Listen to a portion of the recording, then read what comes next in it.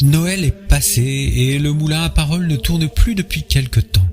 Le pauvre meunier était mal en point, mais il est maintenant sur pied. Alors évidemment, on n'est plus dans le temps de l'Avent et on s'approche même du temps du Carême, mais l'explication des 2 dernières antiennes O nous permettra de mieux comprendre le mystère de l'incarnation qui est au cœur de notre existence. Allons-y. Voici la 6e antienne. Ô roi des peuples et leur désiré, pierre angulaire qui fait des 2 un seul, viens et sauve l'homme que tu as façonné du limon. Rappelons-nous qu'une antienne O décline un nom donné au Christ par le moyen d'un emprunt aux Écritures saintes, puis lui adresse une demande en rapport avec ce qui vient d'être dit de lui. Ici, le Christ est nommé roi des peuples. Traduction que j'ai préférée à roi des nations, suit une formulation mystérieuse au sujet de la pierre angulaire qui fait des 2 un seul et une demande que l'on comprend facilement quant à elle puisqu'elle exprime une dualité à laquelle nous sommes habitués, évoquant d'un côté la grandeur de Dieu qui est déclaré roi et de l'autre la petitesse de ceux qui sont tirés du limon ou de la vase, pourrait-on aussi traduire. Que les nations désirent la venue du Christ est une image d'Épinal lorsque l'on se figure la situation comme on se la représentait par exemple il y a 150 ans de cela, sous la forme de nations lointaines, pétries de bonnes volontés, mais errantes dans l'obscurité jusqu'à ce que leur soit révélée la lumière du salut. On trouve des échos d'une telle représentation dans cette prière du pape Léon XIII, qui n'a pas bien vieilli. La prière, pas le pape, Léon XIII, lui, il est mort. Cette prière dit « Que l'Église de Jésus-Christ accueille de nouveaux fidèles et s'agrège des royaumes entiers, afin qu'elle puisse peupler le ciel d'âmes élues pour la plus grande gloire du divin Rédempteur. » Pour s'épargner cette représentation un poil colonialiste, le catéchisme nous propose une explication plus cohérente du désir de Dieu. Celui-ci, le désir de Dieu, est inscrit dans le cœur de l'homme, car l'homme est créé par Dieu et pour Dieu. Dieu ne cesse d'attirer l'homme vers lui, et ce n'est qu'en Dieu que l'homme trouvera la vérité et le bonheur qu'il ne cesse de chercher. Catéchisme de l'Église catholique numéro 27.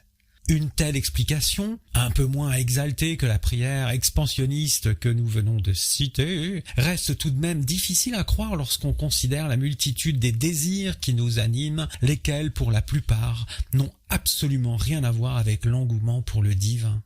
Cependant, si nos désirs nous éparpillent souvent vers n'importe quoi, le désir de Dieu, celui que Dieu lui-même éprouve, se tourne vers nous avec force et constance. Le catéchisme ajoute en effet: si l'homme peut oublier ou refuser Dieu, Dieu, lui, ne cesse d'appeler tout homme à le chercher pour qu'il vive et trouve le bonheur. Par conséquent, que se réjouisse le cœur de ceux qui cherchent Dieu, dit le psalmiste, car l'incarnation du Seigneur que nous avons fêtée à Noël réalise précisément la rencontre entre Dieu et l'homme et satisfait entièrement le désir qui anime Dieu à notre égard et celui qui devrait nous animer à son endroit, de façon réciproque.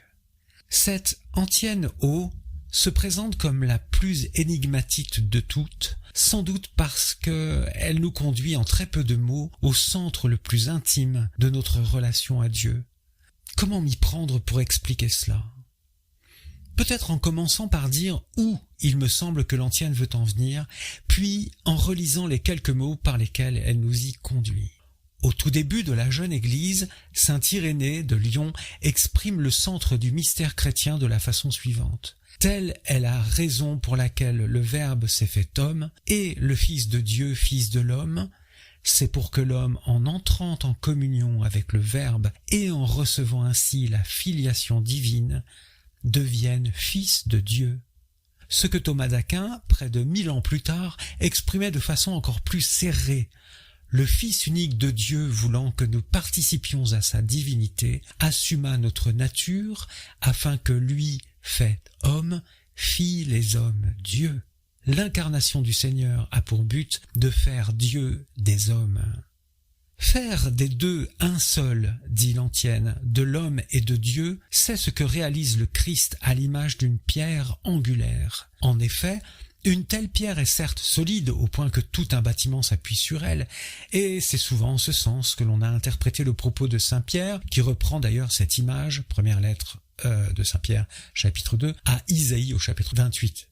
C'est sûr, l'Église est bâtie sur du solide, mais le propre d'une pierre angulaire en architecture, c'est aussi de lier deux murs ensemble. La pierre en elle-même réunissant les deux murs, l'un venant d'un côté et l'autre de l'autre. Cela dit, si l'on veut être clean théologiquement parlant, il ne faut pas penser que l'homme et Dieu se mélangent dans le Christ comme le mur de droite se mélange avec le mur de gauche dans la pierre elle-même, la pierre d'angle, qui est taillée dans un même bloc d'une seule matière. C'est la limite de la métaphore. En théologie, on dit que les deux natures, humaine et divine, sont jointes en une unique personne, Jésus.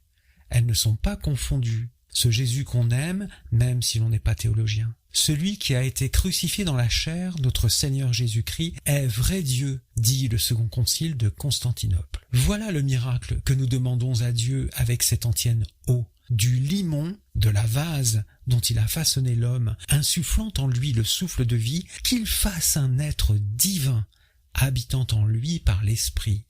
L'incarnation de Dieu manifeste à la fois sa grandeur et sa miséricorde. Sa grandeur d'abord lorsque Dieu infini et éternel se fait chair dans le tout petit nourrisson de la crèche. Dieu est grand car il sait mieux que tout autre se faire tout petit et le dernier. Quant à son infinie miséricorde, voici comment sainte Thérèse Bénédicte de la Croix, Edith Stein, la présente dans une méditation sur le mystère de Noël. Lors de la veillée, quand scintille l'arbre de lumière et que s'échangent les cadeaux, le désir inassouvi d'une autre lumière monte en nous jusqu'à ce que sonnent les cloches de la messe de minuit et que se renouvelle sur des autels parés de cierges et de fleurs le miracle de Noël. Et le Verbe s'est fait chair. Nous voilà parvenus à l'instant bienheureux où notre attente est comblée.